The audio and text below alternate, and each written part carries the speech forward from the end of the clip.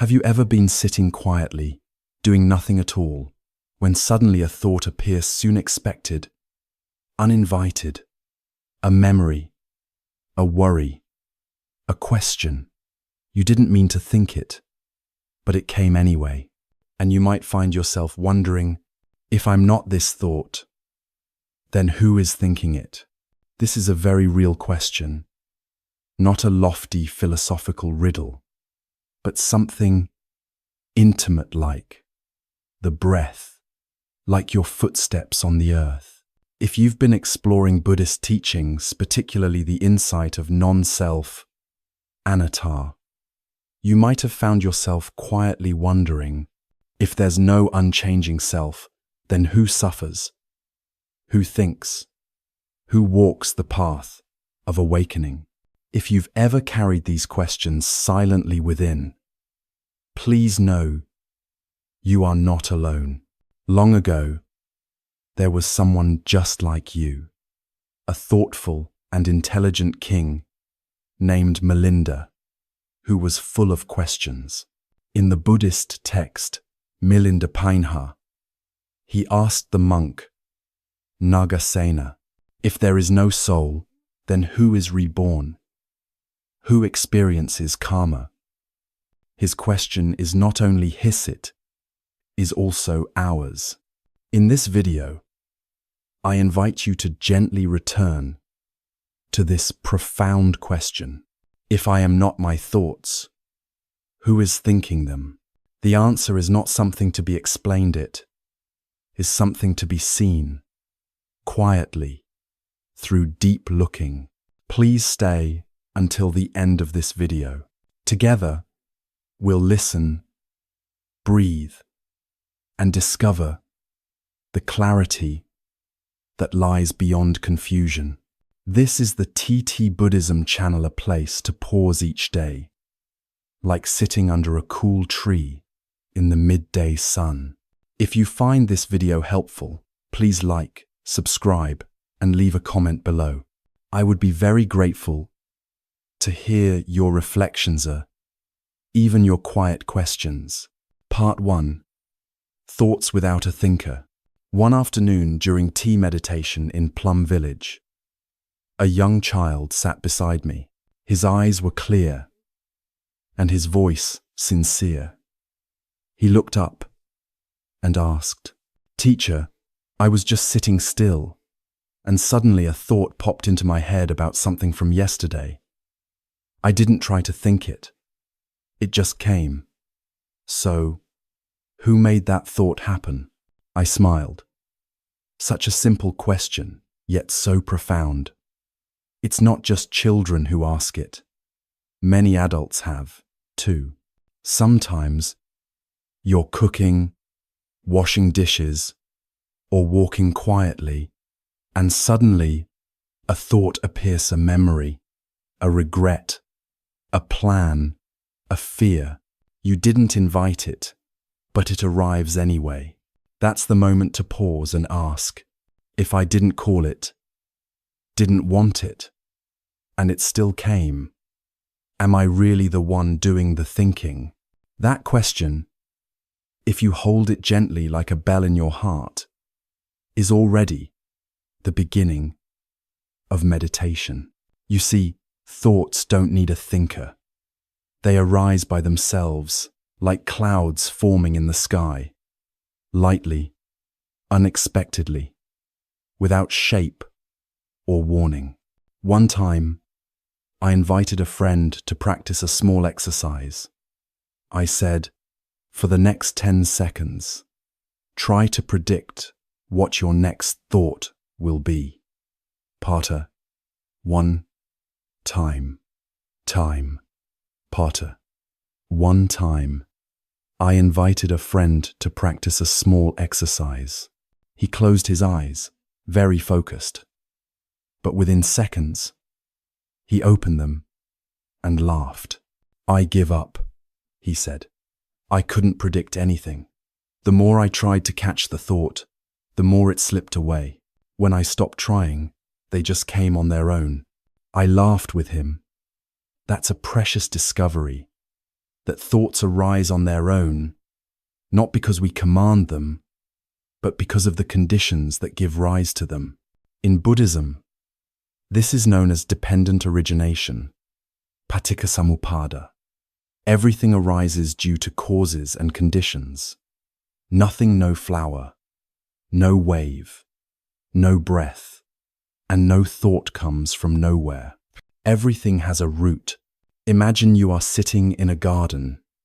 A breeze comes by, carrying the faint scent of a flower. That scent reminds you of a moment from childhood, a memory of a friend. That memory brings a sense of warmth. Then perhaps you remember a conversation you haven't had yet. And suddenly, your mind is far away. You didn't choose the breeze. You didn't choose the memory. Yet the chain of reactions pulled you into a stream of thought. There was no command, no central I pulling the strings, just causes and conditions flowing together. Thoughts arise like dominoes falling, one triggers another, and another, and another. That's the nature of mind. Understanding this, we begin to look at thoughts differently. They are not me. They are not mine. They are simply mental. Events like raindrops falling, like wind passing through leaves. They don't define us. They don't control us unless we mistake them for who we are. One man once came to me, trembling. He said, "Teacher, I'm afraid of my mind. Sometimes it thinks terrible things, things I don't even believe in. I'm scared there's something wrong with me."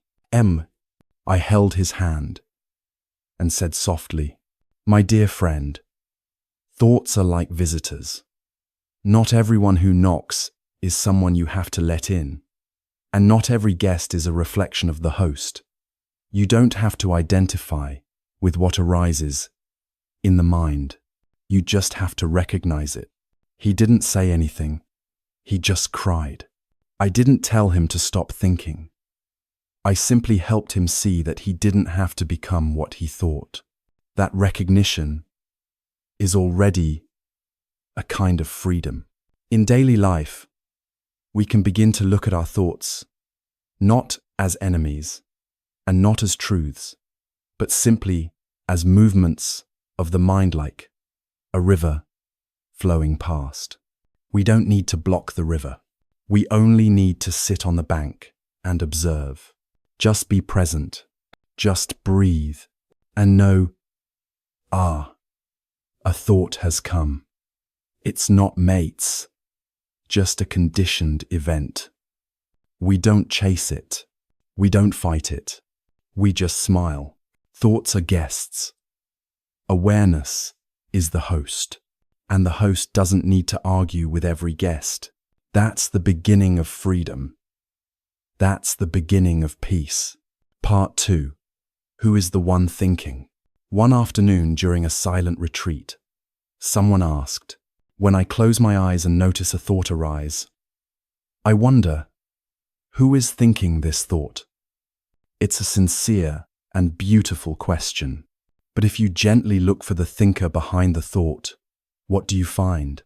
Not a fixed self, not a little person behind the scenes, pulling the strings. You find a movement, a stream. Thoughts, like clouds, appear in the sky of the mind, sometimes soft and slow, sometimes stormy, and then they dissolve. Yet we so often assume, because I think, there must be a thinker. But is it really so?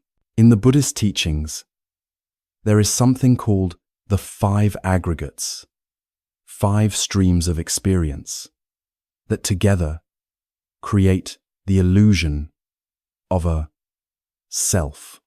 They are form rupa, the body, the physical world, feeling vedana, pleasant, unpleasant, or neutral sensations, perception sanya, recognizing, naming, labeling, mental formations, sankhara, habits, impulses, thoughts, intentions, consciousness, vijnana, the knowing of an object. What we usually call I or me is really just the interplay of these five. When you say, I am thinking, what's really happening is the mental formation aggregate, sankhara, arising and passing away. Thought is just one element of a process, not a separate self. Just as a wave is not the ocean, but part of it. A thought is not you. It is not evidence of a permanent self. There is a story from the Buddhist tradition about a monk named Khemaka. He was asked, "Do you identify any of these five aggregates as yourself?"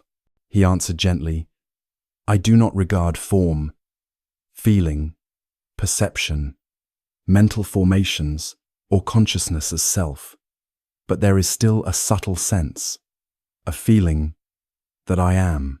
Then, through deep contemplation, he saw clearly, even that subtle feeling was not a self, but just another mental formation, another wave on the surface of the mind. When this insight became clear, the sense of a permanent I fell away, and in its place, peace bloomed. Another story is about a woman named Hema, who was known for her extraordinary beauty. Her husband, King Bimbisara, invited her to meet the Buddha, knowing her heart was still caught in attachment to appearance. To help her see deeper, the Buddha created a vision, a woman more radiant than Hema herself. Hema was captivated. Then, before her eyes, this beautiful figure began to age rapidly. Her skin wrinkled, her hair turned white, her body hunched, and finally, she collapsed into death. Khema's eyes filled with tears, but her mind opened. She saw the truth of impermanence, not just as a concept, but as a reality. She let go of her clinging, and from that moment, her path toward awakening began. Both Khemaka and Khema discovered the same truth. There is no separate, unchanging self, to be found only a process, a flow, a collection of conditions. Even the thought, I am thinking, is just another appearance within that flow. It's like looking at a chariot. You see the wheels, the axle, the seat, the reins. You take all the parts together and call it a chariot. But if you look carefully, is the chariot in the wheel? In the seat? Where is it? This is the very question King Milinda once asked the monk Nagasena. He said, "If there is no soul, who is reborn? Who carries karma?" Nagasena asked, "How did you come here?" "Your Majesty, by chariot," the king replied. "And what is the chariot? Is it the wheels, the axle, the reins, or the assembly of all those things?" The king saw. The chariot is just a convenient name.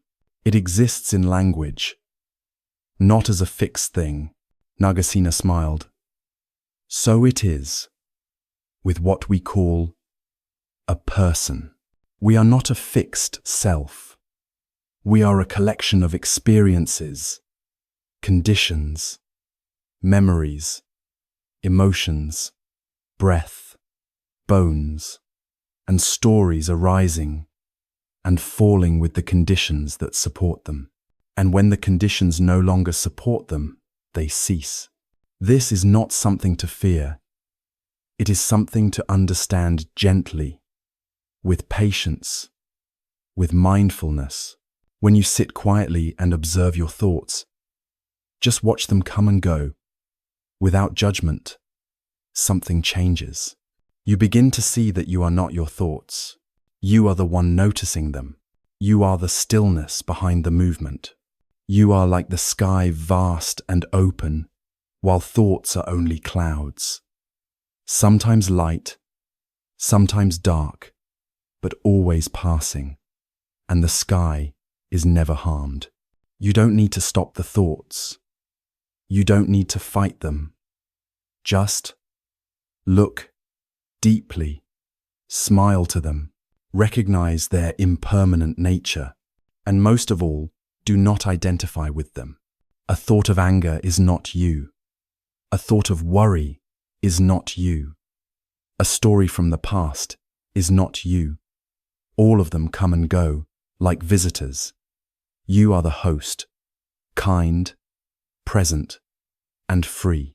So the question, who is thinking, may dissolve on its own.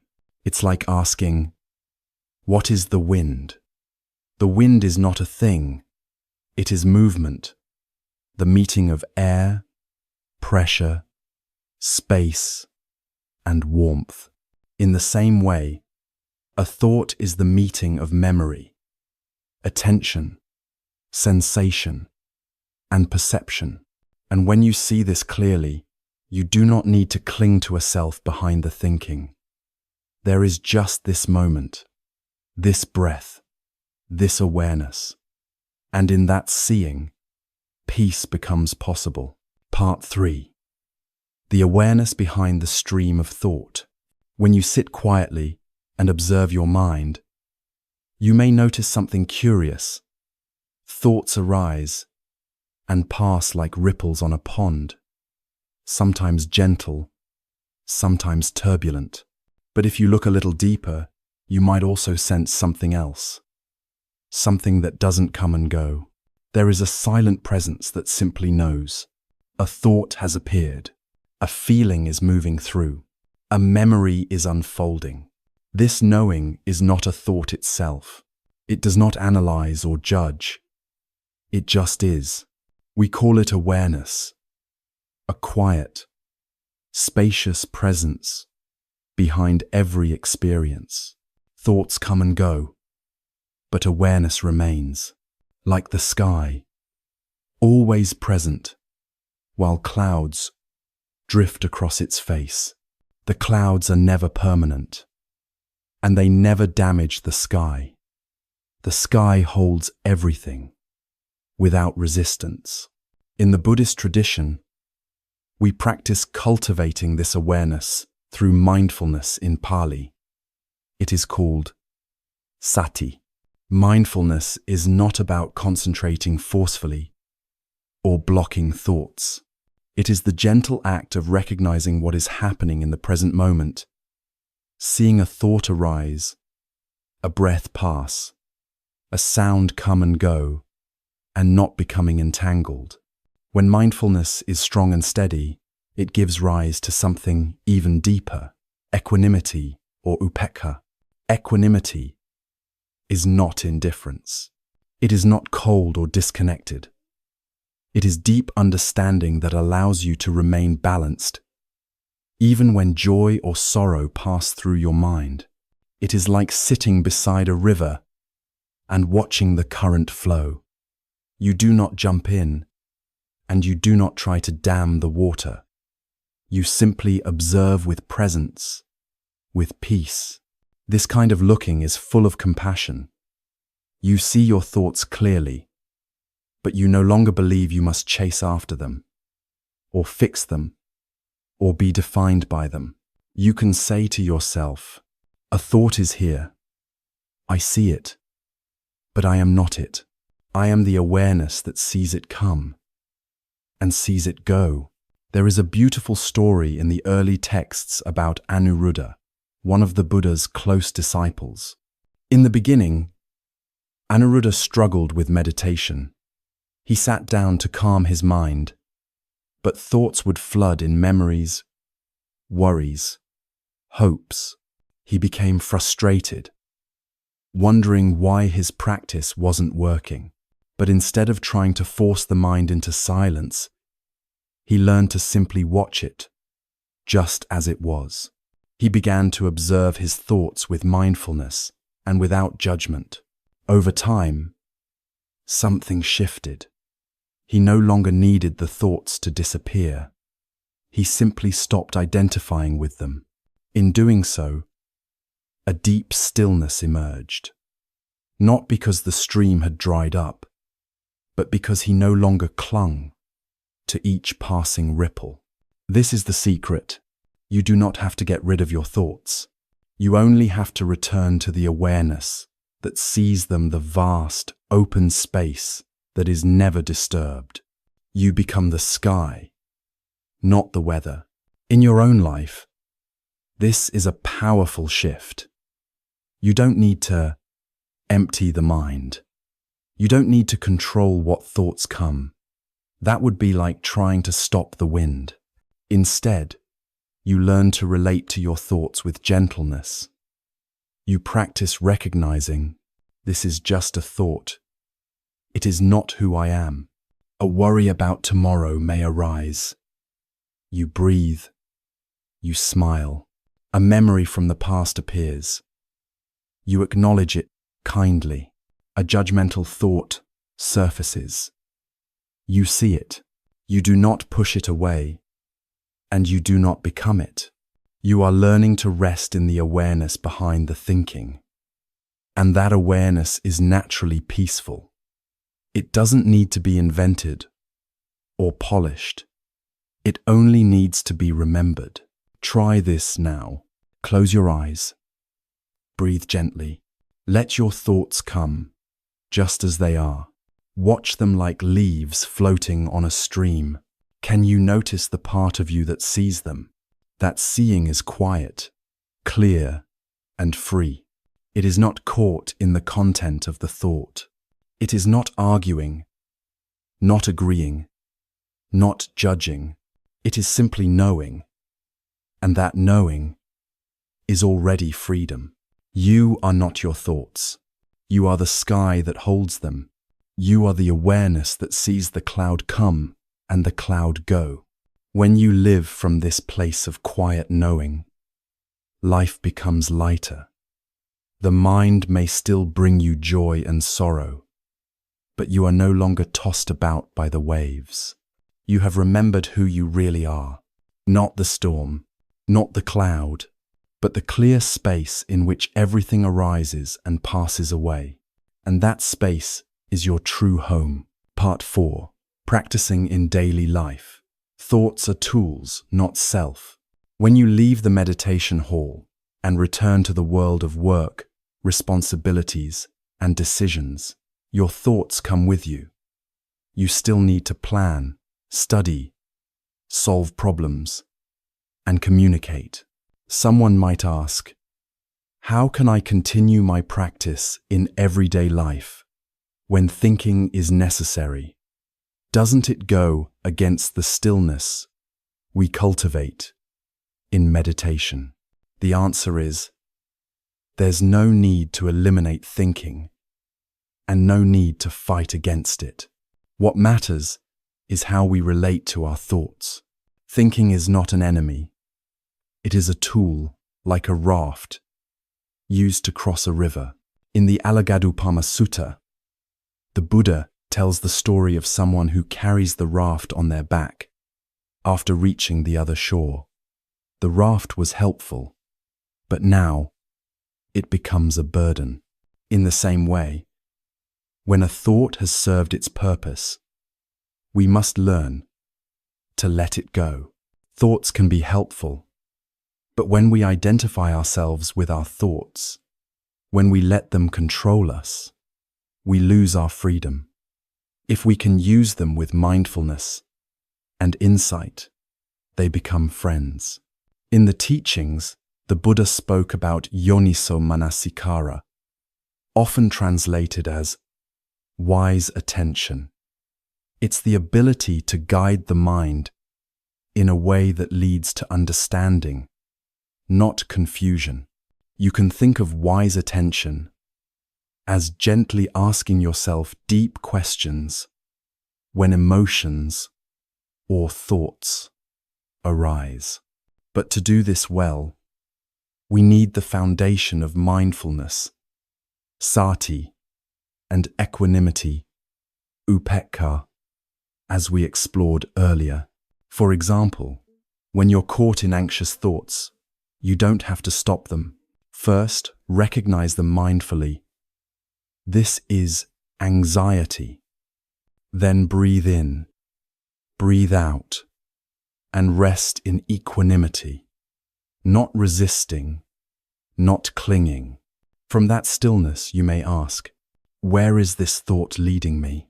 Is this thought helping me understand and love? What is my body and heart truly needing right now? This is not overthinking. It's insight born from presence. One of the clearest examples of transformation through wise attention is the story of Angulimala. Angulimala was once a feared killer, driven by misunderstanding, pain, and anger. One day, he met the Buddha. The Buddha didn't argue with him. He didn't offer philosophy. He simply stood there calm, present, peaceful. That one moment of still presence changed everything. Angulimala stopped not just his feet, but his inner storm. He began to see his own mind. He saw anger as anger, fear as fear. He began to wake up, and from that awakening, he transformed into a peaceful monk, a fully liberated being. His story shows that liberation doesn't come from suppressing thoughts. It comes from seeing clearly, with mindfulness, with balance, and with wise attention. So how do we practice this in everyday life when we are working, studying, or solving problems? We can't avoid thinking, but we can relate to our thoughts mindfully. Here's a simple 5-step practice you can try. 1. Set a wise intention. Right thinking. Before beginning a task, take 1 breath. Silently say, I'm doing this to understand, to serve, to bring kindness. A clear intention is like a lantern on your path. 2. Observe your mind. Sati. As you work, stay aware of your inner climate.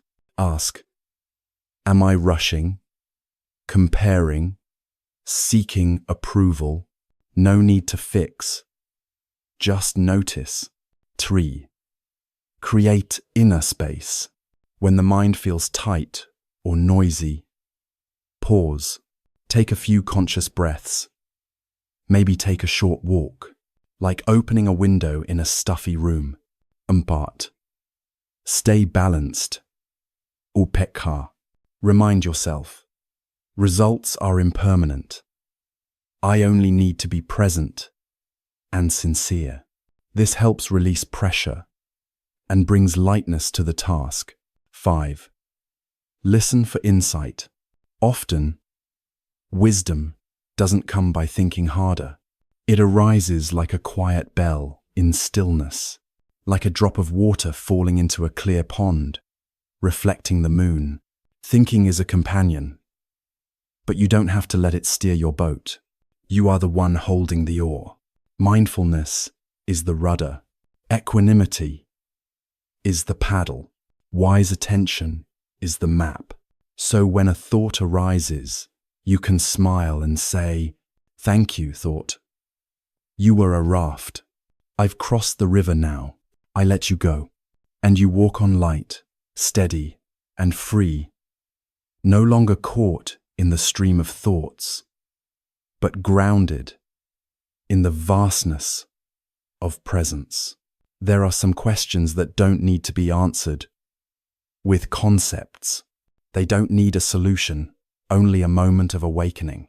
The question, if I am not my thoughts, then who is thinking, is just like that. At first, it arrives like a gust of wind through the mind, stirring something deep within you. But when you sit quietly, When you breathe in and out with mindfulness and look deeply into the stream of thought, you begin to see thoughts come and go. They are like guests who stop by for a short visit. And what is aware of those thoughts? What sees them come and go? That is awareness itself. In the light of this awareness, you no longer need to ask. You have become the peaceful home where all thoughts are simply passing travelers. There is a beautiful story from the Kuamalukya Sutta. A man came to the Buddha with many metaphysical questions. Is the universe finite or infinite? Are the soul and the body the same or different? After death, does the awakened one still exist? The Buddha remained silent. He did not answer, not because he didn't know, but because he understood that these answers would not lead to freedom. Instead, he told a story. Imagine someone who has been struck by a poisoned arrow. Should they stop and ask, "Who shot me? What is the arrow made of? What's the archer's name? Who shot me? Who shot me?" Or should they focus on removing the arrow and healing? What matters is not the explanation, but the direct experience of this living, breathing moment. You are not your thoughts. You are the awareness that observes your thoughts. In that awareness, you are no longer overwhelmed or carried away. You begin to see that every thought, every emotion is impermanent, not something to cling to, not something you have to become. You only need to stay present with a breath, with a step, with the quiet understanding that all things come and go. From that place, peace becomes your companion, and freedom is no longer a distant idea, but something alive and true. Right here, right now. And when you sit quietly, not seeking anything, just breathing and smiling with yourself, something profound happens.